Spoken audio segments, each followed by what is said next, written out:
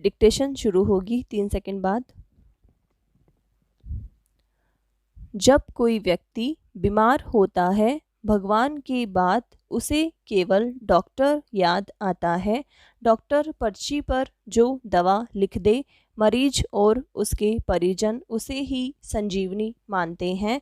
पर्ची लेकर दौड़ते हैं यहाँ से वहाँ। कोई दवा कहीं मिलती है, कोई कहीं।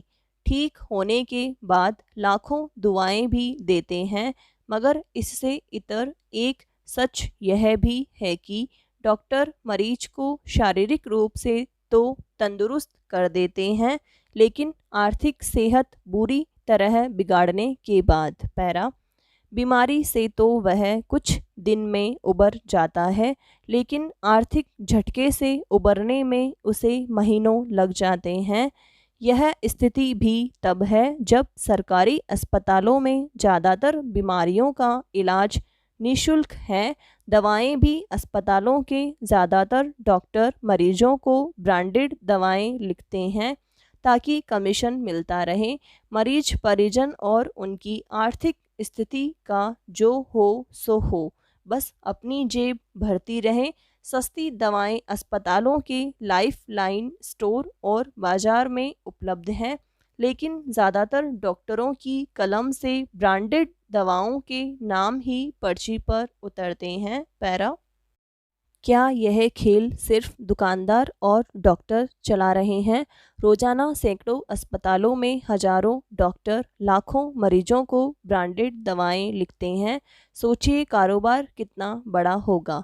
लाखों मरीजों को पल पल लूटा जाए और शासन प्रशासन में बैठे जिम्मेदार लोगों को भनक भी न हो। क्या यह संभव है? शासन प्रशासन में बैठे जिम्मेदारों की मिलीभगत, लापरवाही या अनदेखी के बिना क्या यह सिलसिला अंतहीन चल सकता है? आज किसी भी सरकारी अस्पताल पर नज़र डालें, परिसर में और आसपास अनेक बिचौलिए मरीजों की पर्चियों पर गिद्ध दृष्टि डालते दिख जाएंगे।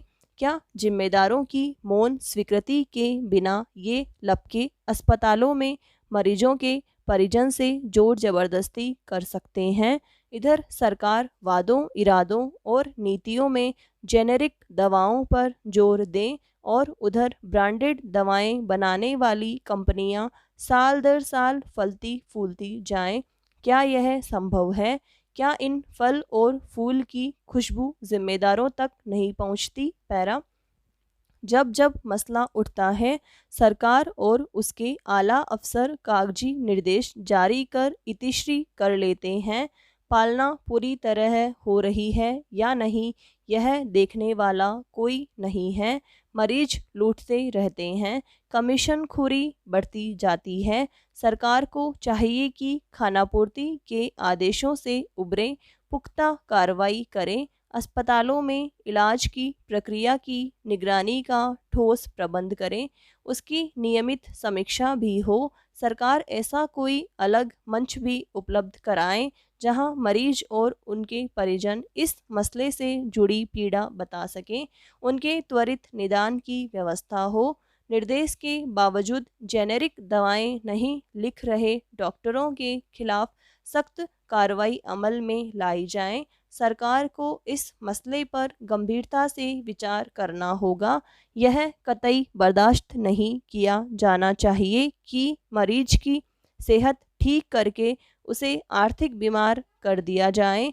ऐसे डॉक्टरों, बिचौलियों, लालची दुकानदारों और लापरवाह अफसरों को चिन्हित करके ठीक करना चाहिए। पैरा पुलिस और प्रशासन के अधिकारियों का सत्ताधारी दलों के साथ गठजोड़ एक ऐसा नासूर है जो लोकतंत्र की जड़ों को कमज़ोर कर रहा है। अहम पदों पर बैठे कई आला अधिकारी सत्ता के हित साधने में यह भूल ही जाते हैं कि उनकी निष्ठा संविधान और जनता के प्रति है। देश प्रदेश की समृद्धि और खुशहाली के बजाय उनका लक्ष्य खुद की समृद्धि और खुशहाली बन जाता है। पैरा वे ऐसी योजनाएं बनाते हैं जिससे सिर्फ सत्ता को फायदा हो। गड़बड़ी उजागर होने पर भी ये अधिकारी सत्तासीनों को बचा ले जाते हैं। कार्रवाई में भी तटस्थ नहीं रह सकते, और जब वरिष्ठ अधिकारी ही दागदार होते हैं तो उनके मातहतों का तो कहना ही क्या। वे जैसा देखते हैं वैसा ही करने लगते हैं, बुराई के साथ बुराई की धारा में बह जाते हैं। नतीजा यह होता है कि पूरी व्यवस्था सड़ांध मार जाती है और आम आदमी को कहीं राहत नहीं मिलती। यही वजह है कि उच्चतम न्यायालय ने इस पर गंभीर चिंता जताई है। छत्तीसगढ़ से जुड़े एक मामले में प्रधान न्यायाधीश ने कहा है, यह परेशान करने वाला ट्रेंड है। पुलिस अधिकारी सत्ताधारी राजनीतिक पार्टी का पक्ष लेते हैं और उनके विरोधियों के खिलाफ कार्रवाई में जुट जाते हैं।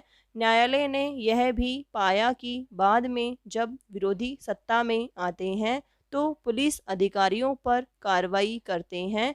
साफ है कि सुप्रीम कोर्ट इसे बेहद घातक हालात मानता है। जैसा छत्तीसगढ़ के मामले में हुआ वैसा अन्य राज्यों में भी हो ही रहा है। प्रश्न यह है कि व्यवस्था में घुसकर उसे चट करने वाली इस दिमक को कैसे खत्म किया जाए। इसमें अदालतों की भूमिका ही सबसे प्रभावी हो सकती है। अदालतें अपने निर्णयों से कड़ा संदेश देती रहें तो हो सकता है कि अधिकारियों की इस दुष्प्रवृत्ति को न्यूनतम स्तर पर लाया जा सके। साथ ही जनता को भी अपने बीच में से ऐसे समाज सेवी आगे लाने होंगे जो पैनी निगाह रखें और हर गलती को रेखांकित करते चलें। पैरा समाज की यह भी जिम्मेदारी है कि ऐसे सत्तासीनों को हतोत्साहित करें जो खुद के भले के लिए पूरी व्यवस्था को चौपट कर रहे हैं। बगैर किसी दबाव प्रभाव के न्यायपूर्ण कार्य करने वाले अधिकारियों और कर्मियों को सम्मान देना भी ज़रूरी है। इससे वे प्रोत्साहित होंगे और लोकतांत्रिक मूल्यों की रक्षा के प्रति कटिबद्ध रहेंगे।